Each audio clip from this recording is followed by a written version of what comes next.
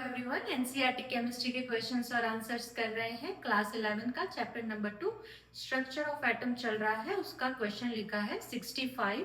Question है the unpaired electron in aluminium and silicon are present in 3p orbital, which electron will experience more effective nuclear charge.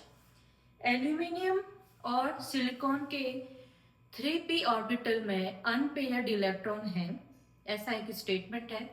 और वो जो unpaired electron है उसमें से कौन से एटम के, एल्यूमिनियम के या सिलिकॉन के अनपेयर्ड इलेक्ट्रॉन में किसमें ज्यादा इफेक्टिव न्यूक्लियर चार्ज फील होगा। तो इसका आंसर है सिलिकॉन। क्यों? क्योंकि सिलिकॉन का मुझे ये बात कैसे पता चली? क्योंकि मुझे पता था कि एल्यूमिनियम का जो एटॉमिक नंबर है वो 13 है और सिलिकॉन का जो एटॉमिक नंबर है वो 14 है। और अगर 14 एटॉमिक नंबर है तो प्रोटॉन कितने हो गए? इसमें ज्यादा हो गए।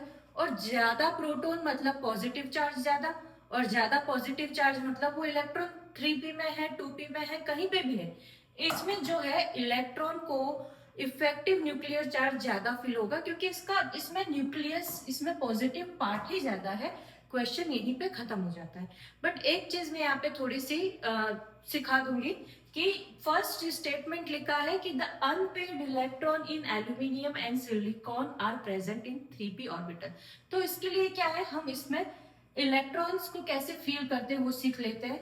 इसका जो इलेक्ट्रॉनिक कॉन्फ़िगरेशन आएगा वो 1s2, 2s2, 2p6, कितने हो गए? 6 and 10 हो गए। अब बचे 3, तो 3s2 और 3p1। तो इसकी बात हो रही है।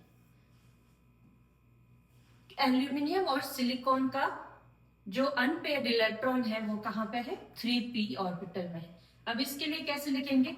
1s2, 2s2, 2p6, 10 हो गए, 3s2 एंड 3p2।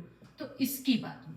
ठीक है, अपन को ये करने की जरूरत नहीं थी। ये स्टेटमेंट आया है तो मैंने अनपेयर्ड इलेक्ट्रॉन 3p में है, वही हमको स्टेटमेंट ही समझ में नहीं आ रहा है, वहीं पे कंफ्यूज हो गए। तो उसके लिए मैंने ये बताया कि इसके ऐसे इलेक्ट्रॉनिक कॉन्फ़िगरेशन लिखते हैं।